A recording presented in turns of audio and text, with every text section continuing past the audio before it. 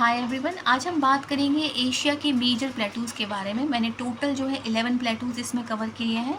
इसमें जो है हम उससे पहले हमने ये जाना है कि कौन कौन सी जो है जोग्राफिकल लोकेशंस के बीच में पड़ता है, क्या कोई सी के बीच में पड़ता है, नॉर्थ साउथ ईस्ट वेस्ट में कोई माउंटेन सी वैली जो भी है हमने वो सब भी देखा है। इसमें हमने ये भी कवर किया है ये कौन सी कंट्री में होता है, इसका एक्सपेंशन कौन कौन सी कंट्रीज़ तक है, क्या कोई इसमें कोई रिवर अपना बेसिन बना रही है या रिवर इससे पास हो रही है, हमने वो भी देख लिया है। अगर कोई इसमें वैली है, क्या कोई इसमें पर्टिकुलर ट्राइब रहती है, कोई डेजर्ट है, कोई माइंस है या फिर जो है इसमें कोई लेक्स हैं, हमने वो भी इसमें कवर करी है। इसके अलावा भी अगर कोई इसमें इंपॉर्टेंट फैक्ट्स हैं हमने वो भी कवर कर दिया है। तो चलिए शुरू करते हैं एशिया के मुख्य पठार।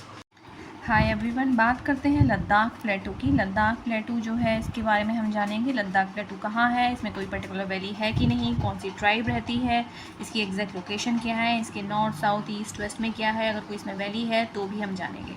तो चलिए शुरू करते हैं। लद्दाख प्लेटू जो है हाईएस्ट प्लेटू है इंडिया का। सबसे पहला पॉइंट यही है। इसकी हाइट मोर देन 3000 मीटर के अराउंड है और मतलब कि 9800 फिट के इसमें जो है फिट में आता है इसका जो है ये फिगर्स।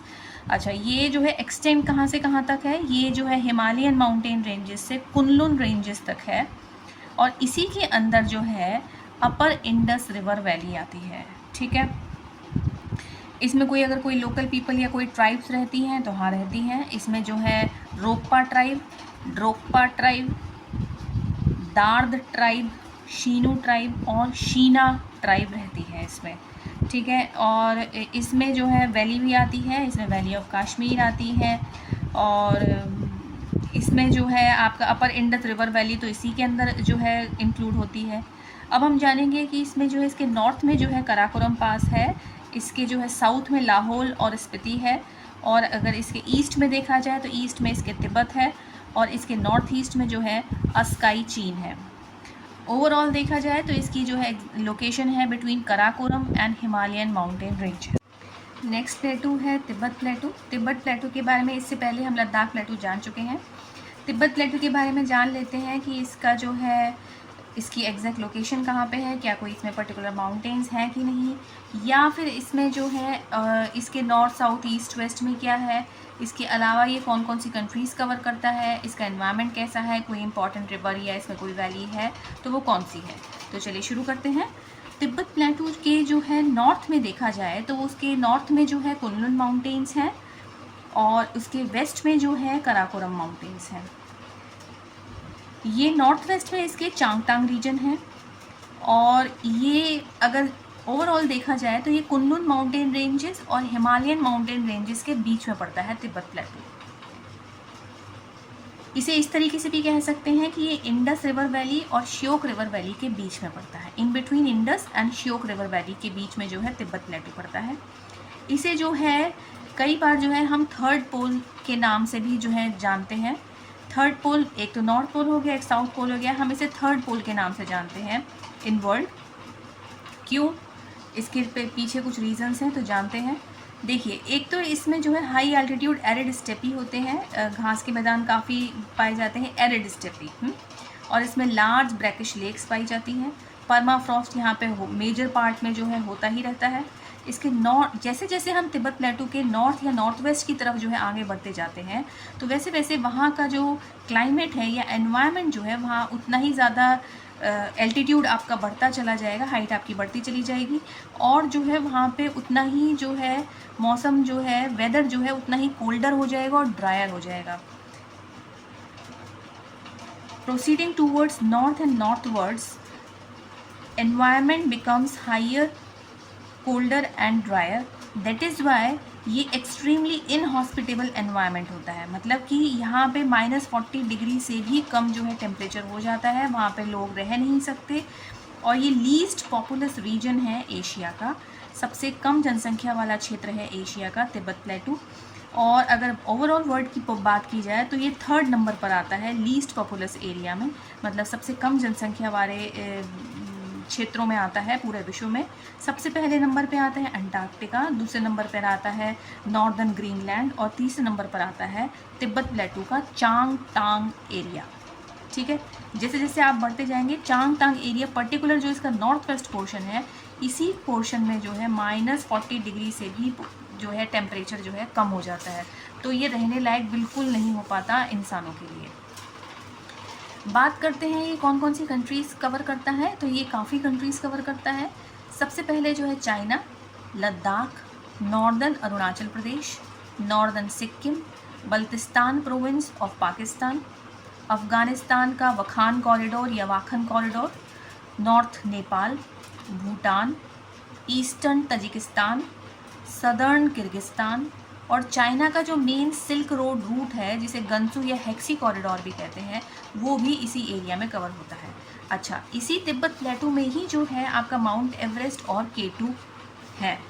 ठीक, अगर इसके एनवायरनमेंट की बात की जाए तो इसका माउंटेन ग्रासलैंड्स में जो है हम इसे क्लासिफाई करते हैं, और कुछ पार्ट्स में यहाँ पे एल्पाइन टुंड्रा भी देखने को मिलता है। यहीं पे जो है गरुड़ा वैली भी है। रिवर्स की बात करें तो headwaters of Salween river, Mekong river और यांगजे रिवर है यहाँ पर। इसके अलावा जो है इंडस रिवर भी यहीं से जो है ओरिजिनेट होती है, इसके वेस्टर्न पार्ट से जो है ओरिजिनेट होती है, मीन्स मानसरोवर लेक के नियर बाय एरिया से ही जो है इंडस रिवर ओरिजिनेट होती है। नेक्स्ट प्लेटू है यूनान प्लेटू। यूनान प्लेटू जो है जान लेते हैं कि ये कहाँ पर है, इसकी एग्जैक्ट लोकेशन क्या है, कौन कौन सी कंट्रीज़ कवर करता है ये, और जो है इसका फैलाव मतलब कहाँ तक है, एक्सपेंड कहाँ तक होता है ये, या फिर इसमें कोई रिवर है तो वो भी जानते हैं।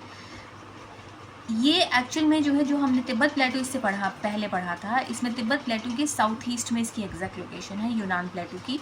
ये 2 कंट्रीज़ कवर करता है, म्यांमार और चाइना। नेक्स्ट पॉइंट इसमें इंपॉर्टेंट ये है, ये चांग जियांग रिवर जो है इसको डाइसेक्ट करता है। Yunnan plateau is dissected by Chang Jiang river. Next plateau के बारे में बात कर लेते हैं कि पामीर प्लेटू। अब जो है हम पढ़ेंगे पामीर प्लेटू। पामीर प्लेटू का जो है जानते हैं कि इसकी एग्जैक्ट लोकेशन कहाँ है, कौन कौन सी कंट्रीज इसमें कवर होती है, या इसमें जो है अगर कोई इंपॉर्टेंट पॉइंट है तो हम वो भी जानेंगे। देखिए, पामीर प्लेटू जो है इसका जो मोस्टली जो मैक्सिमम एरिया जो है रीजन जो है वो जो है तजिकिस्तान कंट्री के अंदर आता है, और कुछ पोर्शन जो है इसमें अफ़गानिस्तान और चाइना में भी जो है चला जाता है। इसके कुछ माउंटेन रेंजेस अफ़गानिस्तान और चाइना में भी फैले हुए हैं। अच्छा, ये पामीर प्लेटू जो है ये जो है एक तरीके से जंक्शन मानिए, मतलब उसी जंक्शन से पामीर प्लेटू से ही जो है कई जो है माउंटेन रेंजेस निकल रही हैं।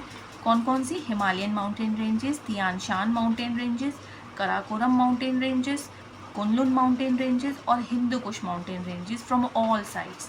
तो इसीलिए जो है इसे पामीर नॉट जो है उसी नॉट को ही, उस नॉट को कहा जाता है, उस पॉइंट को कहा जाता है जहाँ से ये सारे के सारे माउंटेन रेंजेस निकल रही हैं।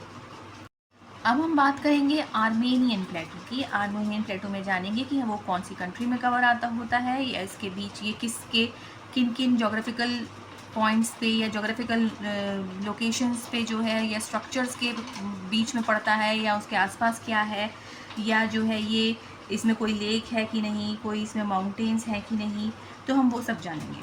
देखिए, आर्मेनियन प्लेटू जो है वो वेस्टर्न एशिया में पड़ता है, एशिया की वेस्ट पार्ट में पड़ता है, या इसे कहें एग्जैक्टली कहें तो जो है साउथ वेस्ट एशिया में पड़ता है ये आर्मेनियन प्लेटू, जिसे हम आर्मेनियन हाईलैंड्स भी बोलते हैं।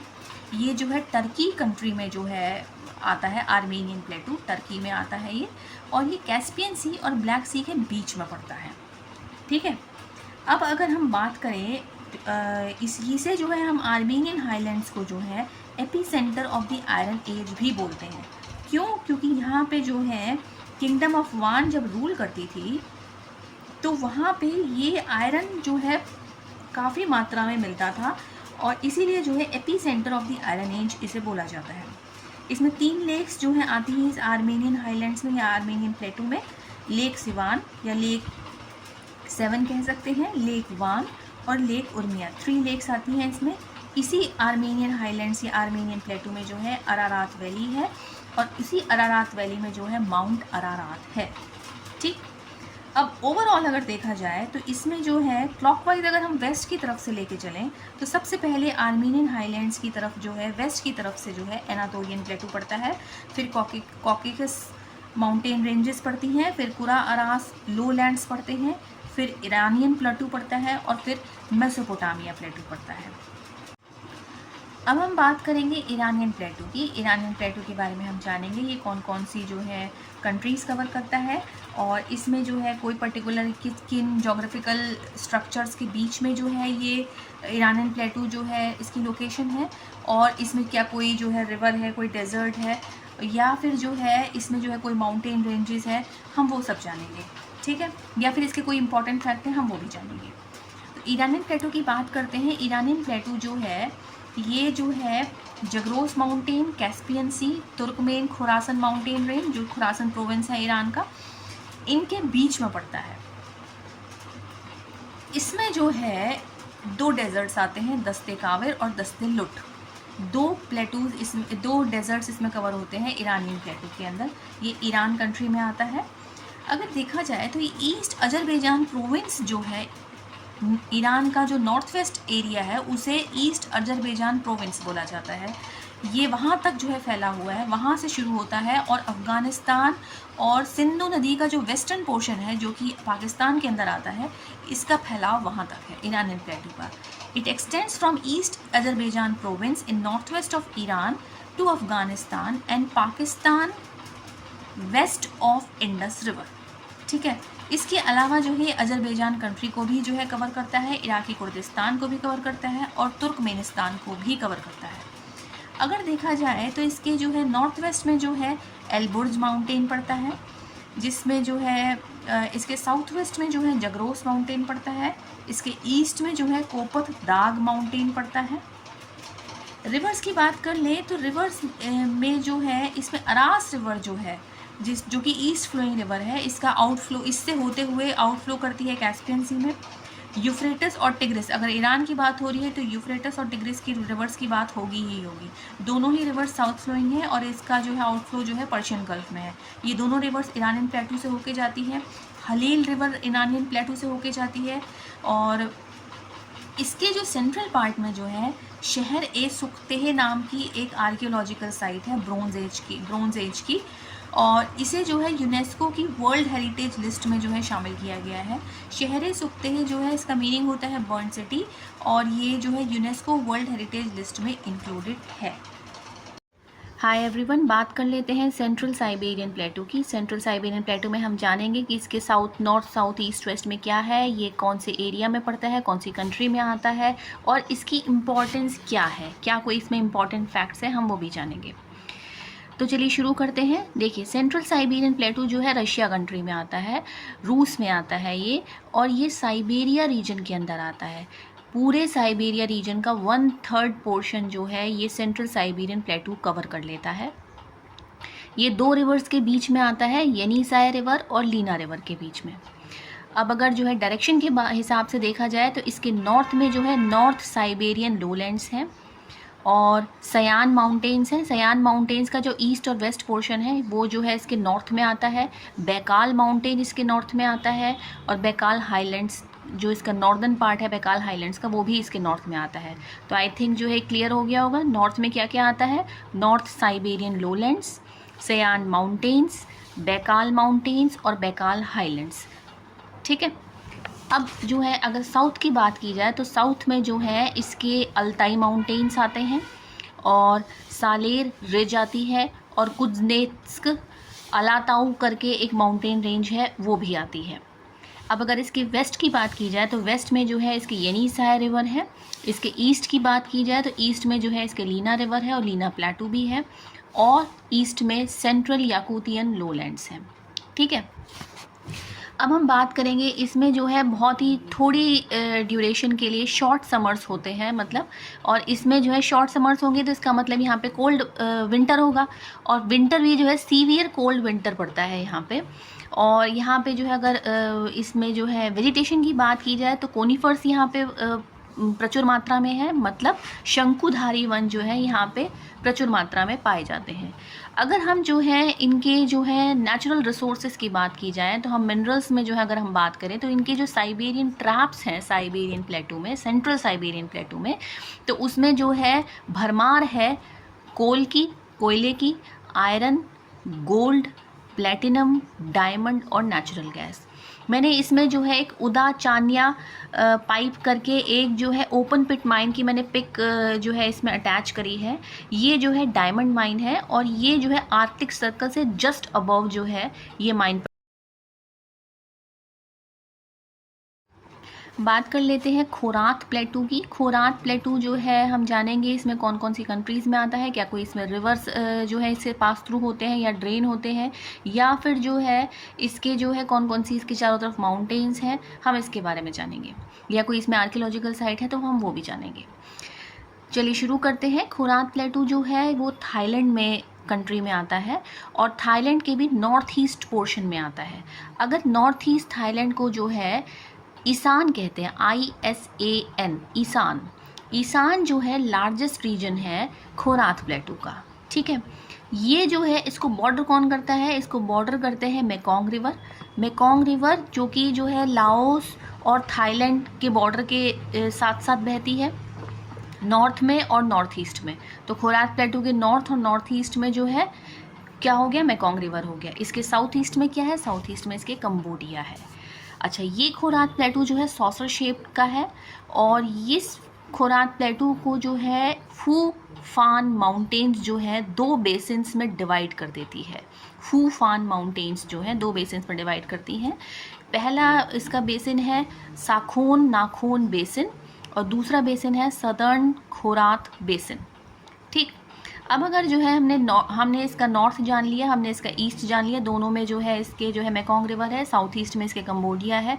अब अगर वेस्ट की बात की जाए तो वेस्ट में जो है ये खोरात प्लेटू जो है नॉर्दर्न और सेंट्रल थाईलैंड को जो है सेपरेट करता है बाय पेचाबुन माउंटेन्स।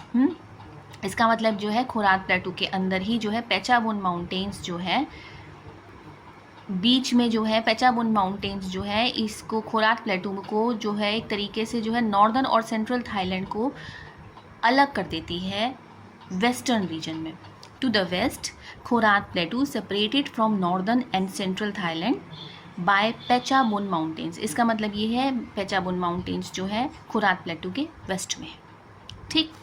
अब इसमें अगर रिवर्स की बात की जाए तो रिवर्स में जो है मुन और ची रिवर्स जो है खोरात प्लेटू में जो है पास होती है। मतलब Khorat plateau is drained by two rivers, Mun और ची रिवर्स। दोनों ही रिवर्स जो है ये मेकोंग रिवर की ट्रिब्यूटरी हैं, सहायक नदियां हैं। अब हम बात करेंगे इसमें कोई यूनेस्को की वर्ल्ड हेरिटेज साइट है, हाँ है बिल्कुल। बान चियांग जो है एक यूनेस्को की वर्ल्ड हेरिटेज साइट है। ये 1992 से जो है यूनेस्को की वर्ल्ड हेरिटेज साइट है जो खोरात प्लेटू के। नेक्स्ट प्लेटू के बारे में बात करते हैं, मंगोलियन प्लेटू। मंगोलियन प्लेटू जो है ये इसके जो है नॉर्थ साउथ ईस्ट वेस्ट में कौन कौन सी जो है माउंटेन रेंजेस हैं, या फिर जो है इसमें कोई डेजर्ट है कि नहीं, या कोई इसमें पर्टिकुलर जो है ट्राइब या कुछ जो है इनके इम्पॉर्टेंट फैक्ट्स हैं, वो हम सब जानेंगे। तो चलिए शुरू करते हैं। मंगोलियन प्लेटू जो है सेंट्रल एशिया का पार्ट है। ये 3 कंट्रीज़ कवर करता है, मंगोलिया, चाइना और थोड़ा बहुत रशिया भी कवर करता है। इसके नॉर्थ में जो है सयान और खेंती माउंटेन्स हैं। इसके साउथ में जो है यिन माउंटेन्स हैं। इसके वेस्ट में जो है अल्ताई माउंटेन्स हैं और इसके ईस्ट में जो है ग्रेटर खिंगन रेंजेस हैं, ठीक। ये सेंट्रल एशिया का पार्ट कवर करता है। इसी में जो है गोबी डेजर्ट भी जो है आता है मंगोलियन प्लेटू के अंदर ही। इसमें कज़ाक नाम की जो है लार्जेस्ट माइनॉरिटी ग्रुप जो है रहता है और इसमें कोल की माइनिंग भी होती है मंगोलियन प्लेटू से ही। और यहाँ पे जो है ड्राई स्टेपी रीजन है, मतलब घास के मैदान जो है यहाँ पर हैं। अब हम बात करेंगे शान प्लेटू के बारे में। शान प्लेटू के बारे में हम जानेंगे ये कौन कौन सी कंट्रीज़ कवर करता है, क्या कोई इसमें रिवर जो है इससे होके जाती है, पास होके जाती है, नहीं होके जाती, हम ये सब जानेंगे। तो चलिए शुरू करते हैं। शान प्लेटू जो है म्यांमार और चाइना 2 कंट्रीज़ कवर करता है। पूरा उसका फैलाव जो है म्यांमार और चाइना दोनों कंट्रीज़ में है और एग्जैक्टली इसके मेजर पार्ट जो है इसका ईस्टर्न म्यांमार में है। ये स्ट्रेच करता है फ्रॉम पेगो योमा और अराकान योमा तक। पेगो योमा से लेके अराकान योमा तक जो है इसका फैलाव हो रखा है। अच्छा, ये डाइसेक्ट करता है, Shan plateau is dissected by 3 parallel rivers. कौन कौन सी, ये जो है मैं आपको वेस्ट से ईस्ट का जो है ऑर्डर बता रही हूँ। साल्वीन रिवर, लेंकांग रिवर और तीसरी है मेकोंग रिवर। 3 रिवर्स जो है इसे डाइसेक्ट करती हैं, साल्वीन रिवर, लेंकांग रिवर और मेकोंग रिवर। बात करेंगे डेक्कन प्लेटू की। डेक्कन प्लेटू मैं ऑलरेडी जो हूँ कवर कर चुकी हूँ। इंडिया के जितने भी प्लेटूज थे वो सब मैंने कवर कर दिए हैं। नीचे प्लेटू के नाम से जो है एक प्लेलिस्ट है, मैंने उसका लिंक डिस्क्रिप्शन में दे दिया है।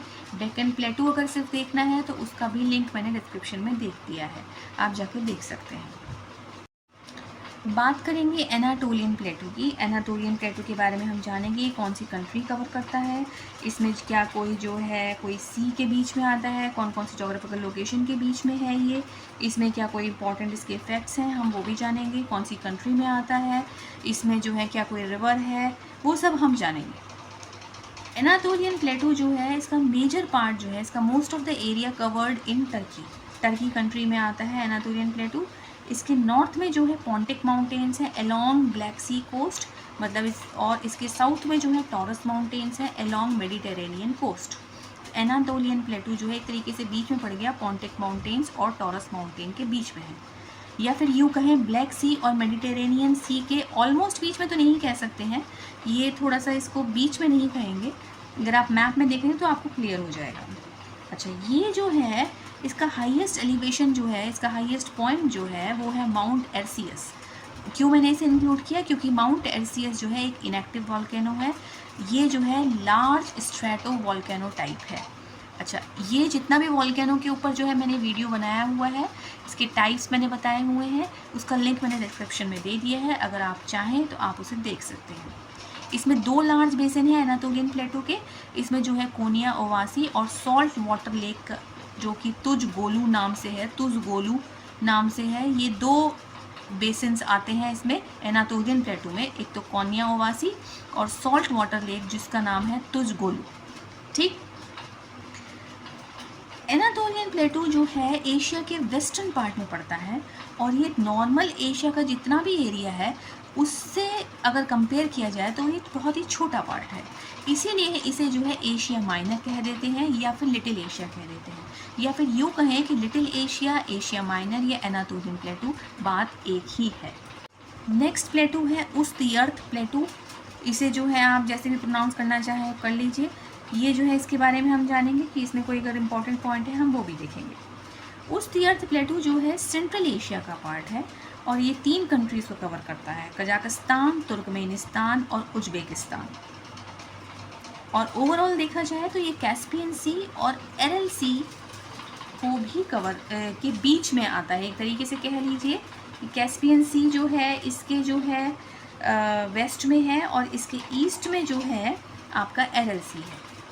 ठीक है, या फिर अगर बिल्कुल ही डेप्थ में जाएंगे तो उस्तयर्थ प्लेटू जो है located between Dead Kultuk, Mangyshlak peninsula और Karabogaz Gol of Caspian sea to the west and Aral sea, Amu Darya का डेल्टा यहाँ पे है, और सेरीगामेश लेक जो है यहाँ पे इसके ईस्ट में पड़ता है। अगर ये भी नहीं समझ में आ रहा है तो बस इतना याद रखिए, इसके वेस्ट में जो है कैस्पियन सी है, इसके ईस्ट में जो है एरल सी है। इसके अलावा जो है यहाँ पे एक शेरकला माउंटेन है जो कि कजाकिस्तान कंट्री में है। शेरकला माउंटेन जो है इसका मीनिंग अगर देखा जाए तो इसका मतलब है लॉयंस कैसल, लॉयन का शेर का किला। ठीक है।